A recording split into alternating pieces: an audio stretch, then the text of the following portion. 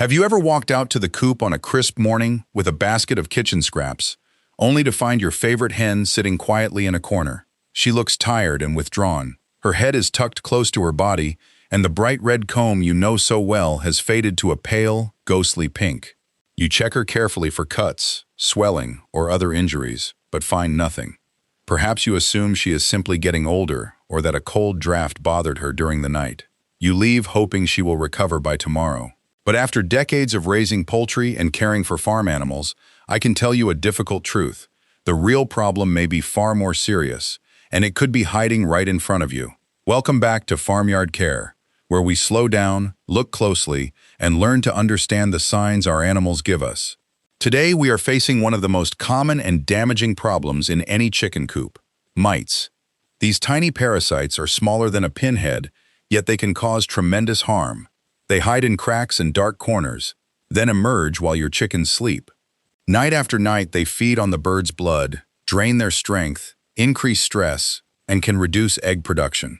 The good news is that you do not have to turn your homestead into a chemical zone to bring them under control. You do not have to rely entirely on harsh commercial sprays that may require special precautions around laying hens and eggs. Today, we will explore an old-fashioned, low-chemical approach often associated with traditional Amish farm care. It combines careful inspection, thorough cleaning, natural barriers, and consistent follow-up to interrupt the mite's life cycle while protecting your flock. So take your flashlight, draw a deep breath, and prepare to look at your coop differently. We are going to combine traditional farm wisdom with sensible modern poultry care to help your hens regain their strength and keep the coop healthier. Are you ready? Let's begin. Section 1. The Invisible Midnight Assassins. Red mites and northern fowl mites. Before we can defeat a parasite, we must first understand exactly what we are dealing with. In backyard poultry, two of the most common enemies are the red mite and the northern fowl mite. They may look similar without magnification, but they behave very differently. Treating them as though they are the same pest is one of the main reasons an infestation keeps returning. Let us begin with the more elusive of the two, the red mite, scientifically known as Dermanisis gallinae, and often called the roost mite. I like to describe it as the bedbug of the poultry world because it usually does not remain on the chicken during the day. You may pick up your hen in broad daylight, separate her feathers, inspect her skin carefully, and find nothing unusual.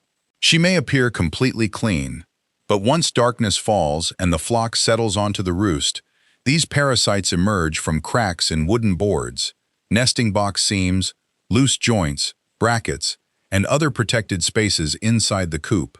They crawl onto the resting birds, take a blood meal, and then retreat into the structure before daylight. This is why a daytime examination alone can easily miss a serious red mite problem. The northern fowl mite, scientifically known as Ornithanasis sylviarum, behaves differently. It spends most or all of its life cycle directly on the chicken. Eggs, immature mites, and adults are commonly found clustered around the vent, beneath the tail, under the wings, and along feather shafts where warmth and humidity help them survive. Both species share one dangerous advantage. They can reproduce rapidly when conditions are favorable. During warm weather, their life cycle may be completed in roughly a week, allowing a small population to become a major infestation before the keeper realizes what is happening. The consequences can be severe. Affected hens may suffer constant itching, irritated skin, restlessness, reduced sleep, stress, feather damage, and declining egg production. With a heavy blood-feeding infestation, birds can develop anemia. Their combs and wattles may become unusually pale, their energy drops, and vulnerable birds can become seriously ill or even die without treatment.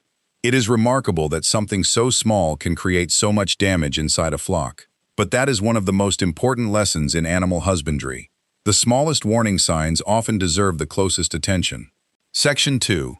The Flashlight Test and the Rust Red Smear. How do we find an enemy that spends the day hidden and comes out after dark? We use its nighttime behavior against it with a simple inspection known as the flashlight test. Wait until the sun has fully set and the hens have been resting on their roosts for at least 1 or 2 hours. Then enter the coop quietly. Avoid suddenly shining an intense white beam into the birds' faces because it may wake and frighten them. A dim light, carefully directed away from their eyes, or a low-intensity red setting can make the inspection less disruptive, although chickens are not completely unable to see red light. Bring a clean, dry white cloth or paper towel. Move slowly toward the roosting bars and wipe the cloth firmly along their undersides. Press it into cracks, joints, brackets, and the points where two pieces of wood meet. These are the protected locations where red mites commonly gather during the day. Now examine the white surface closely. If mites are present, you may notice tiny gray, dark, or reddish specks moving across it.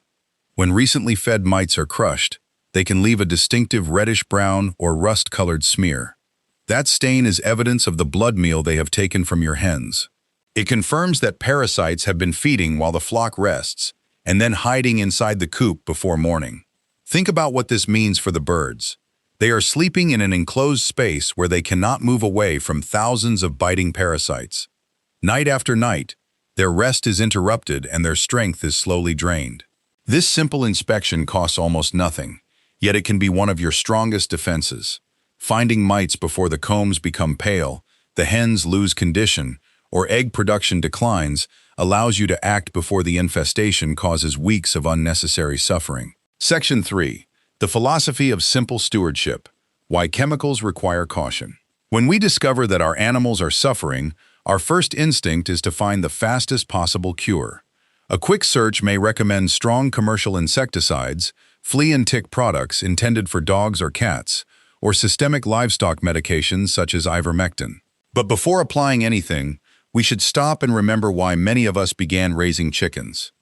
We wanted healthy birds, greater control over our food, and fresh eggs we could confidently serve to our families.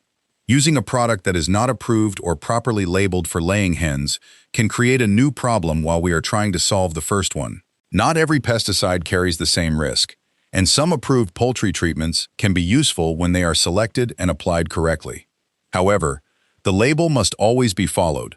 Certain products require egg withdrawal periods, specific dosages, protective equipment, or restrictions on where they may be applied. Ivermectin is sometimes used off-label under veterinary guidance, but egg residue and withdrawal recommendations can vary because it is not officially approved for laying hens in many places. It enters the bird's body rather than remaining only on the surface, so it should never be used casually or based on an unverified internet dosage. Even established insecticides such as permethrin must be handled responsibly. Repeated or incorrect use can contribute to resistance, meaning some might survive treatment and pass that tolerance to later generations. Once resistance develops, the same product may become less effective, leaving the keeper trapped in a cycle of repeated spraying. The traditional approach described as the Amish way follows a different philosophy: simple, careful, and persistent stewardship. It begins with close observation, sanitation, physical removal, dry housing, treatment of hiding places, and regular follow-up rather than depending on one powerful application. The useful tools may be simple, but this method is not effortless. It requires patience, consistency, and direct involvement with the flock. You must inspect the birds, clean the structure thoroughly, repeat treatments at the correct intervals, and confirm that the mite population is actually declining. The reward is not a magical overnight cure. It is a cleaner coop, healthier hens, fewer unnecessary chemical exposures, and greater confidence in the eggs your family collects each day. Section 4. The diatomaceous earth debate: benefits, limitations, and safer use. Anyone who has spent time reading backyard poultry advice has probably heard of diatomaceous earth, commonly called DE. It is often promoted as a natural cure for nearly every crawling parasite. But before using it, we need to understand both what it can do and what risks it carries. DE is not a conventional chemical insecticide. It is made from fossilized remains of microscopic aquatic organisms called diatoms. Its fine particles damage the protective outer coating of certain insects and mites, encouraging moisture loss until the pest dehydrates. That sounds ideal, but DE has two important limitations. First, it works best when dry. Once it becomes damp from high humidity, a leaking waterer, wet bedding, or condensation, its ability to act as a dry abrasive powder is greatly reduced. It may become effective again after drying, but it should never be treated as a reliable solution, in a constantly wet coop. Second, and more importantly, the dust can irritate the respiratory system. DE contains mostly amorphous silica, but even food-grade products may contain a small amount of crystalline silica. Fine airborne particles can irritate the lungs of both chickens and people. Birds have a highly efficient respiratory system, with delicate air sacs extending through much of the body. This helps them breathe effectively, but it also makes dusty environments especially concerning. Pouring or throwing DE around an occupied coop can create a cloud that the flock and the keeper may inhale. For this reason, I do not recommend scattering large quantities of loose DE over chickens, bedding, nest boxes, or active dust bathing areas. Food-grade labeling refers to the product's composition. It does not mean the dust is harmless to breathe. However, DE does not necessarily have to be discarded. One way to reduce airborne dust during application is to use a wet slurry on an empty, well-ventilated coop. Mix approximately 1 part food-grade DE with 1 part water, adjusting slightly until it forms a smooth, paintable paste. Using a brush, apply a thin coating directly into cracks, crevices, roost joints, nesting box seams, and other protected areas where mites hide. Allow the coop to dry fully before returning the birds. As the water evaporates, a layer of DE remains on the treated surface. Mites moving across these areas may contact the dried material, making it a useful supporting barrier when combined with cleaning and repeated monitoring. But we should remain realistic. Once dry, the coating can still produce dust if it is scraped, brushed, or disturbed, so it is not completely risk-free. Wear respiratory protection during application and later cleaning. Avoid thick, loose deposits, and keep the material away from feed, water, and places where birds constantly scratch. DE should never be presented as 100% effective or completely safe for the lungs. Used carefully and selectively, it may support an integrated mite control plan.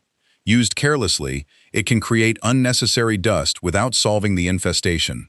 Section 5. Wood ash, the unsung hero of the dust bath. While poultry keepers continue debating the benefits and risks of diatomaceous earth, many experienced farmers still rely on a simpler material that may already be available on the homestead: clean wood ash. Wood ash collected from a stove or fire that burned only clean, untreated hardwood has long been added to chicken dust baths. Its fine texture helps absorb oils and moisture from the feathers, while the natural mineral salts and alkaline compounds may make the environment less comfortable for some external parasites. However, wood ash should not be treated as a guaranteed mite killer, especially when it becomes wet.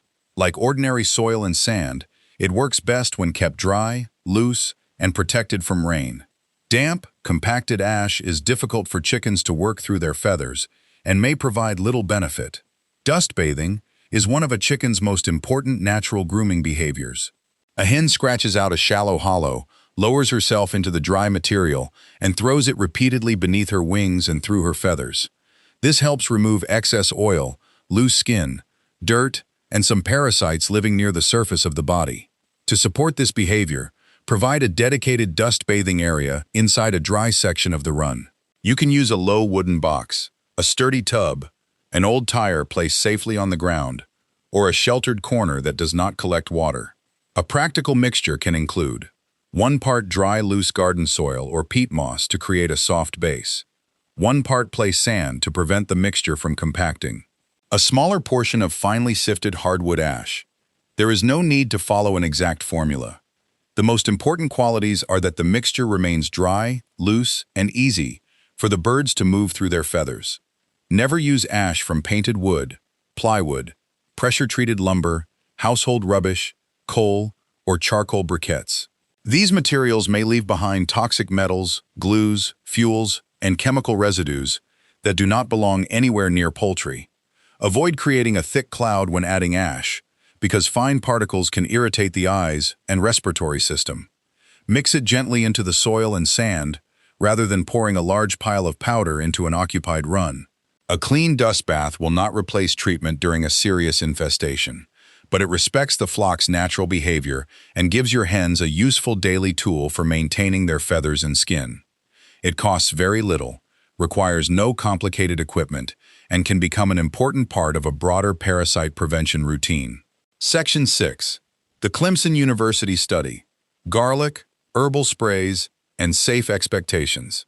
Now let us look at another natural material found in many kitchens: fresh garlic. Garlic has attracted considerable attention among poultry keepers because it contains strong sulfur compounds and has been investigated for possible repellent effects against external parasites. One of its best-known compounds is allicin, which begins forming soon after fresh garlic is crushed. Research has explored garlic-based treatments for northern fowl mites, including diluted garlic juice applied around heavily affected areas of the bird. Some trials have reported meaningful reductions in mite numbers, suggesting that garlic may offer limited support as part of a carefully managed treatment program. But we must interpret those results responsibly. A promising study does not prove that garlic will completely eliminate every infestation under all farm conditions. Results may vary with the strength of the preparation, the number of applications, the severity of the infestation, and the way the coop itself is managed. Garlic also does not become automatically harmless simply because it is natural. A mixture that is too concentrated may irritate the skin, eyes, or respiratory tract. Before treating a flock, test a small amount on one limited area and observe the bird carefully for redness, discomfort, or breathing changes. Essential oils require even greater caution. Eucalyptus, peppermint, cinnamon, and other concentrated oils contain powerful aromatic chemicals. Birds have highly sensitive respiratory systems, and strong vapors or direct skin contact may cause irritation or toxicity. For this reason, I do not recommend applying an untested mixture containing dozens of drops of multiple essential oils directly to a chicken's vent, neck, wings, or belly. Vinegar and witch hazel also do not properly dissolve essential oils in water, meaning concentrated droplets can remain in the bottle and land directly on the skin. A safer garlic preparation begins with a mild dilution. Crush fresh garlic, soak it in water for several hours, and strain the liquid thoroughly so no pieces remain that could block the spray bottle. Apply only a light amount to a small affected area, keeping it away from the eyes, nostrils, mouth, and any broken skin. Stop immediately if a bird shows irritation, coughing, open-mouth breathing, unusual weakness, or increased distress.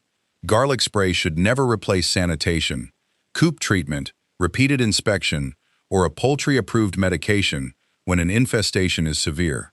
Do not assume that eggs are automatically safe during every homemade treatment simply because the ingredients came from the kitchen. Topical products can still be absorbed, transferred to feathers, contaminate nest material, or enter feed and water. When there is uncertainty, seek guidance from a poultry veterinarian or local agricultural extension service. Garlic may become a useful supporting tool, but the real strength of any mite control plan comes from combining several methods: identifying the mite species, treating the birds carefully, removing contaminated bedding, cleaning hiding places, and repeating inspections until the parasite population is under control. Section 7. Step-by-step coop eviction and the bare floor strategy. Now that we understand the available tools, it is time to build a systematic plan. Mites are rarely defeated by one spray or one afternoon of cleaning. Success comes from treating the flock and the coop together, then repeating the process according to the parasite's life cycle. Step 1. Move and secure the flock. Begin by moving the chickens into a clean, secure, temporary enclosure. This might be a spare pen, a protected section of the run, or another well-ventilated shelter that keeps them safe from predators and bad weather.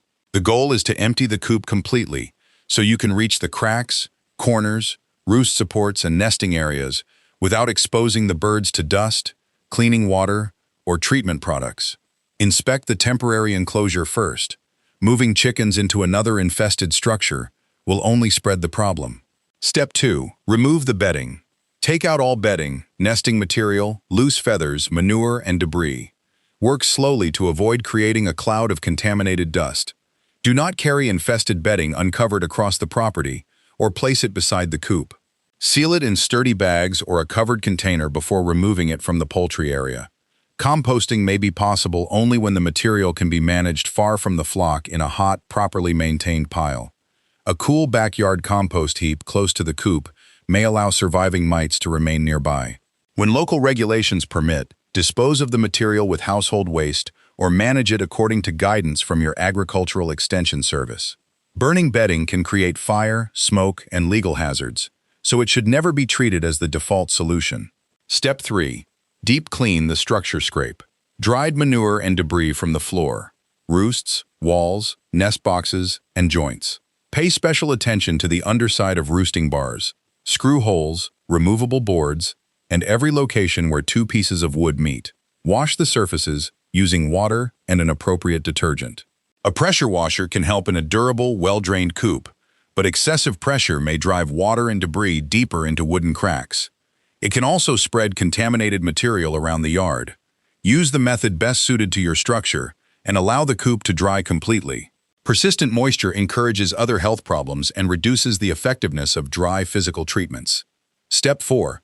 Treat the hiding places. Once the coop is clean and dry, apply the selected treatment directly to the cracks and joints where red mites hide. A carefully applied DE slurry may be used as a supporting barrier, provided the birds are absent and airborne dust is controlled. Follow all label instructions when using any approved poultry product. More is not always better. Heavy deposits may increase exposure without improving control.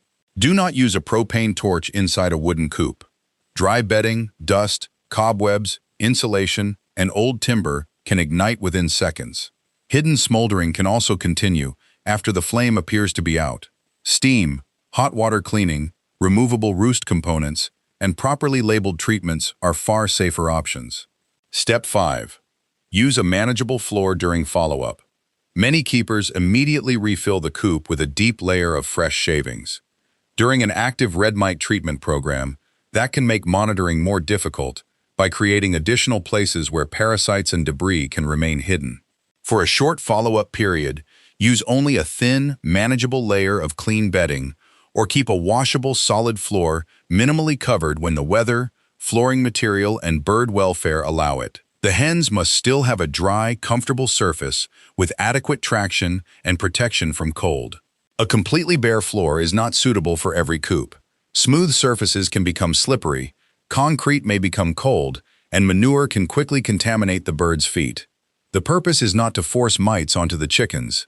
The purpose is to reduce clutter, simplify daily cleaning, and make fresh signs of infestation easier to detect. Remove droppings regularly, replace soiled material, and inspect the floor edges and roost supports each morning. Step 6. Treat and re-inspect the birds. After the flock has settled at night, inspect each chicken under calm, dim lighting. Separate the feathers around the vent, tail, under the wings, and along the neck. Look for moving mites, dark debris around feather shafts, irritated skin, and pale combs. Apply only a treatment known to be appropriate for poultry. Avoid soaking the birds or spraying strong homemade mixtures beneath their wings and around their vents. Never spray products near the eyes, face, nostrils, or open wounds. Treat the roosts and coop structure separately rather than relying on the birds to transfer wet chemicals from the wood onto their belly feathers. Most mite programs require repeated treatment because eggs may survive the first application. The correct interval depends on the mite species, environmental temperature, and product being used. Follow the product label or veterinary instructions rather than assuming every treatment must be repeated exactly 7 days apart. Continue nighttime inspections with a white cloth or paper towel. A falling mite count is encouraging, but treatment should continue until repeated checks show no active infestation. This combination of cleaning, targeted treatment, reduced hiding places, and careful follow-up is what finally breaks the cycle. Section 8. Scaly leg mites, the art of gentle suffocation. Finally, we need to address another troublesome parasite, the scaly leg mite, scientifically known as Nematocopptes mutans. Unlike red mites and northern fowl mites, which feed on or near the skin and feathers, scaly leg mites burrow beneath the scales, covering a chicken's legs and feet. Their activity causes irritation and a buildup of pale, crusty material. As the infestation progresses, the scales may lift away from the leg, become thickened, rough, and distorted. Severely affected birds can experience pain, difficulty walking, lameness, and secondary bacterial infection. Because the mites are protected beneath raised scales, loose powders and light sprays often fail to reach them. Treatment requires patience and repeated care. You may find online advice recommending WD-40, kerosene, diesel fuel, used motor oil, or other petroleum products. Never place these materials on a chicken. They can irritate or burn the skin, contaminate feathers, produce harmful fumes, and cause poisoning if swallowed during preening. Instead, begin with gentle cleaning. Prepare a shallow container of comfortably warm water with a small amount of mild, fragrance-free soap. Apple cider vinegar is not necessary and may sting cracked or inflamed skin. Hold the chicken securely without squeezing her chest, because birds need free movement of the breastbone to breathe. Soak the affected legs for several minutes to soften manure, dirt, and loose-crusted material. Use a soft toothbrush or cloth to clean gently in the natural direction of the scales. Never pry up healthy scales, tear away stubborn crusts, or scrub until the skin bleeds. Damaged tissue is painful and more vulnerable to infection. Rinse and dry the legs thoroughly. Then apply a thick, even layer of plain petroleum jelly or another poultry-safe occlusive ointment over the legs and toes, carefully working it around the raised scale edges without forcing them upward. The coating may help smother mites by blocking access to air while also softening dry, damaged tissue. However, one application is rarely enough. Reapply according to veterinary guidance or every few days when the coating wears away, while keeping the housing clean and dry. Treat all affected birds and inspect flock mates, because scaly leg mites can spread through close contact and contaminated roosting areas. Clean and treat the perches at the same time so the birds are not repeatedly exposed. Continue care for several weeks and monitor for heat, swelling, discharge, bleeding, worsening lameness, or loss of appetite. These signs may indicate infection or another condition requiring veterinary treatment. Even after the mites are controlled, badly damaged scales may take months to return to a normal appearance. Improvement is gradual. The bird may walk more comfortably before the old raised scales are completely replaced. This is not a fast or dramatic victory. It is the steady result of gentle handling, clean housing, repeated treatment, and the patience to let healthy tissue grow back naturally. The return of the healthy, red-combed flock. Once the mite population has been brought under control and the birds are no longer losing blood or rest, you may begin to notice a quiet transformation across the flock. The hens may become more active, return to scratching and foraging, and settle more comfortably on their roosts at night. Their appetite and energy often improve before egg production fully recovers. If anemia was caused by blood-feeding mites, the combs and wattles may gradually regain a healthier color. This improvement does not always happen in only a few days. Recovery depends on the severity of the infestation, the hen's age, nutrition, overall health, and whether another illness is also present. Provide clean water, balanced poultry feed, a dry coop, and a low-stress environment while the flock recovers. Do not rely on treats or kitchen scraps to replace complete nutrition. Backyard chicken keeping is about far more than collecting eggs. It is a daily practice of observation, responsibility, and connection with the animals in our care. The flock cannot explain what is wrong, so we must learn to notice the small changes. A pale comb, restless roosting, damaged feathers, rough legs, or a hen quietly separating herself from the others. Natural methods can be useful, but natural does not automatically mean harmless, and chemical does not automatically mean wrong. Good stewardship means choosing the safest effective tool, applying it correctly, and refusing both reckless shortcuts and exaggerated promises. When we inspect carefully, clean thoroughly, protect the birds from unnecessary exposure, and repeat treatment until the life cycle is truly interrupted, we create a healthier and more resilient farm. Thank you for spending this time with me today on Farmyard Care. If this information helped you understand mites more clearly, subscribe to the channel, give the video a thumbs up, and share it with another poultry keeper who may be facing the same problem. Tell me in the comments, have you ever discovered mites hiding in your coop? Which careful, practical methods helped your flock recover? Your experience may help another keeper recognize the warning signs sooner. Until next time, keep the bedding dry, inspect the roosts after dark, and pay attention to the quiet signals your hens give you. May your flock remain healthy, your coop peaceful, and your egg basket full. Take care, friends.